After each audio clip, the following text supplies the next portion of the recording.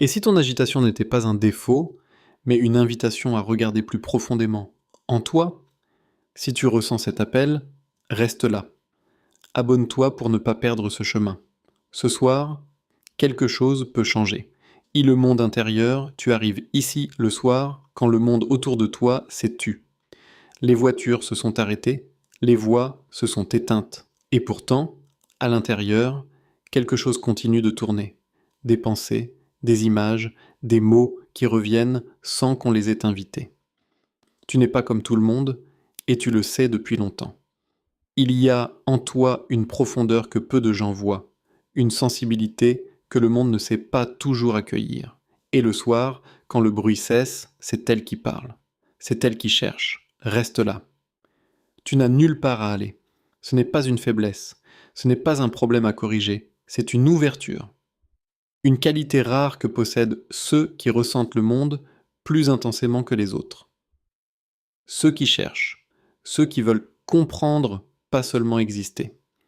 Écrit présent dans les commentaires. Si tu reconnais cet espace entre l'éveil et le sommeil, où tout remonte à la surface. Le Bouddha enseignait que l'esprit est comme un lac. En surface, il peut être agité, traversé de vagues, brouillé par le vent. Mais en dessous, à quelques mètres de profondeur seulement, l'eau est immobile, transparente, paisible. Cette profondeur existe en toi. Elle n'a jamais disparu. Elle attend simplement que tu te souviennes qu'elle est là. Ce soir, nous allons descendre ensemble vers cet endroit. Doucement, sans forcer. Comme on entre dans une eau calme, un pas après l'autre. 2. La souffrance et l'attachement. Il y a peut-être ce soir des pensées qui reviennent, des regrets, des inquiétudes qui n'ont pas de réponse, des mots qu'on t'a dit et que tu portes encore, des choses que tu n'as pas dites et que tu regrettes. Un lendemain qui t'effraie sans que tu saches exactement pourquoi. Le Bouddha appelait cela dukkha. Ce mot sanskrit, qu'on traduit parfois par souffrance, mais qui désigne quelque chose de plus subtil, une insatisfaction de fond, un léger inconfort permanent, comme une roue dont l'axe est légèrement décalé. Ça tourne, mais ça grince. Et l'origine de ce grincement, le Bouddha l'a nommé aussi tanha, l'attachement, le besoin que les choses soient autrement qu'elles ne sont, le besoin que les gens te comprennent mieux, que demain soit différent, que cette pensée parte, que ce silence soit moins lourd. Mais écoute, un moine demandait un jour à son maître, « Comment puis-je arrêter de souffrir ?» Et le maître répondit, « Pose ce que tu tiens. » Le moine regarda ses mains vides et dit, « Mais je ne tiens rien. » Le maître répondit doucement, « Alors pose ce que tu ne vois pas tenir. Ce que tu tiens ce soir sans le voir. Une idée de ce que tu aurais dû être. Une image de ce que ta vie devrait ressembler. Une attente sur ce que demain devrait t'apporter. Ces poids-là ne se voient pas, mais ils pèsent et ils te tiennent éveillé. Si tu ressens le poids de ce que tu portes ce soir, écris « Je lâche prise », pose cette intention ici, maintenant. Ce n'est pas le monde qui t'empêche de dormir, c'est ta relation à lui. C'est l'espace entre ce qui est et ce que tu voudrais qu'il soit. Et cet espace, on peut l'apprendre à habiter différemment, pas en le supprimant, pas en luttant contre lui, mais en changeant la façon dont tu t'y tiens. La rivière ne lutte pas contre les rochers, elle les contourne, elle continue. Elle ne s'arrête pas pour se demander si le rocher aurait dû être là. Elle coule, et dans ce mouvement simple, elle est libre. 3. Le déclic, pleine conscience et impermanence. Et si on s'arrêtait une seconde, pas pour trouver une réponse, pas pour résoudre quoi que ce soit, juste pour observer, pour regarder ce qui se passe en toi en ce moment, avec la même curiosité douce qu'on aurait pour regarder la pluie tomber derrière une fenêtre, sans le poids de ton corps, là où tu es allongé, la chaleur de la couverture, l'air qui entre doucement par tes narines, un peu plus frais, et qui ressort légèrement plus chaud. Ce mouvement existe depuis ta naissance. Il a traversé tous tes chagrins, toutes tes joies, Il n'a jamais cessé. Il est là maintenant. Fidèle, silencieux, inspire, expire. C'est tout ce que tu as à faire. Le Bouddha enseignait Anicca, l'impermanence. Tout ce qui apparaît disparaît. Toute sensation passe, toute pensée traverse. Toute nuit devient matin. Cette pensée qui te fait souffrir ce soir, elle n'est pas permanente. Elle est en train de passer là, maintenant, même si tu ne le sens pas encore.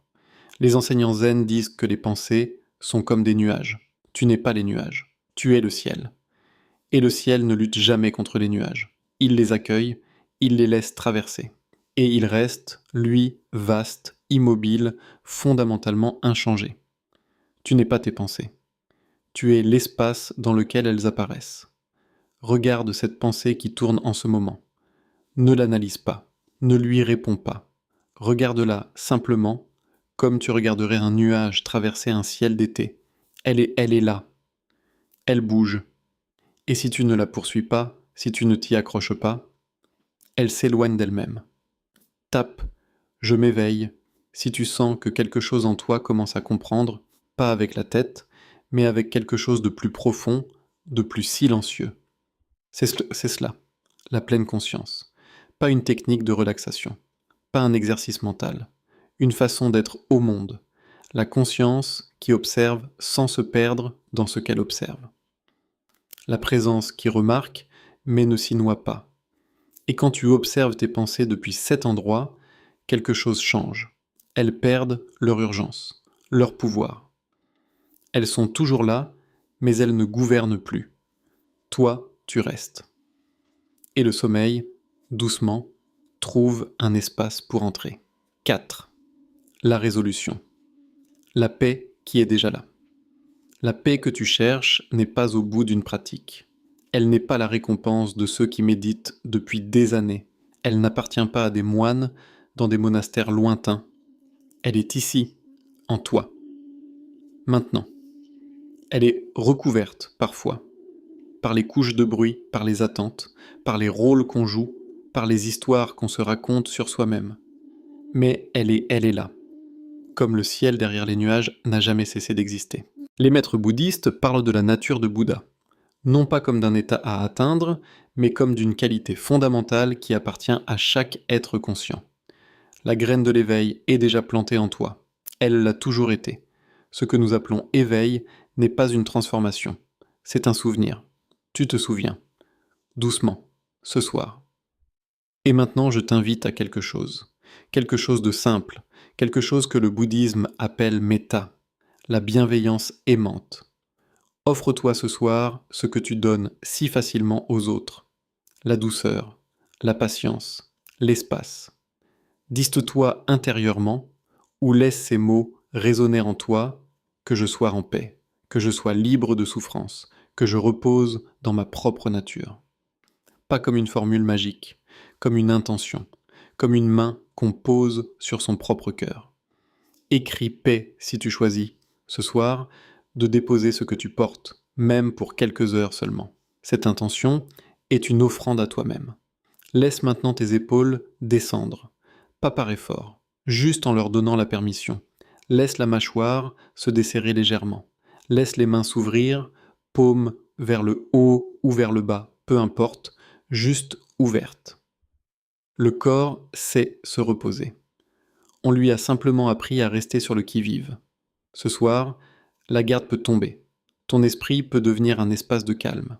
Pas parce qu'il n'y a rien dedans, pas parce que tout est résolu, mais parce que tu choisis de ne plus tout saisir, de ne plus tout commenter, de laisser être ce qui est et passer ce qui passe.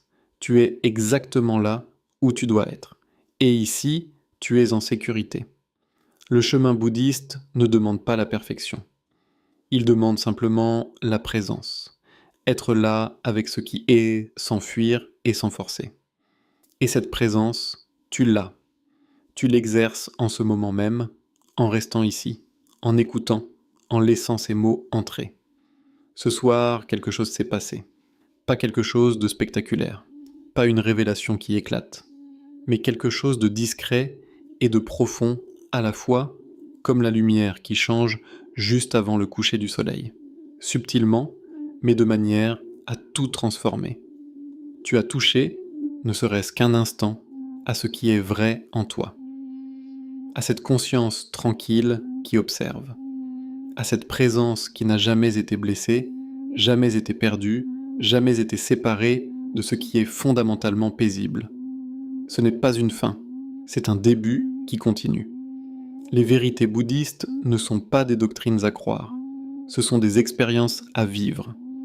Ce que tu viens de traverser ce soir, cette descente vers toi-même, c'est exactement ce chemin-là. Et tu peux y revenir chaque nuit, chaque matin. À chaque fois que l'agitation revient, si quelque chose t'a touché ce soir, laisse juste ce mot en commentaire. Paix. C'est une intention que tu poses dans le monde, une petite lumière que tu allumes. Si tu connais quelqu'un qui lutte avec ses nuits, quelqu'un qui se sent à part, incompris, en quête de quelque chose qu'il n'arrive pas encore à nommer, offre-lui cette vidéo. C'est peut-être exactement ce dont il a besoin ce soir. Un cœur posé sous cette vidéo, c'est une intention que tu envoies. C'est ta façon de dire « j'ai été là et cela m'a parlé ». Et si tu veux continuer à marcher sur ce chemin, à explorer ces enseignements, à trouver dans chaque nuit une occasion de revenir à toi-même, abonne-toi. On continue ce voyage ensemble, une vidéo après l'autre, un souffle après l'autre. Cette nuit, tu n'as pas à tout résoudre. Tu as juste à être là, dans cet instant, avec ce que tu es. Bonne nuit, tu mérites le repos, tu mérites la paix,